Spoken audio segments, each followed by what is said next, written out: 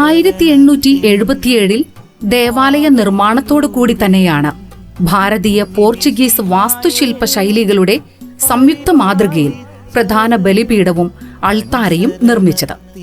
പിന്നീട് സ്ഥലപരിമിതി മൂലം വിസ്തൃതമായ ദേവാലയം 1975 പണി കഴിപ്പിച്ചപ്പോഴും 2004 മദ്ബഹ കാലാനുസൃതമായി നവീകരിച്ചപ്പോഴും പൂർവികരാൽ നിർമ്മിക്കപ്പെട്ട അൾത്താരയ്ക്കും അതിലെ തിരുസ്വരൂപങ്ങൾക്കും യാതൊരു മാറ്റവും വരുത്താതെ സംരക്ഷിക്കാൻ ഇടവകക്കാർ പുലർത്തിയ സവിശേഷ ശ്രദ്ധ അഭിനന്ദനാർഹമാണ്.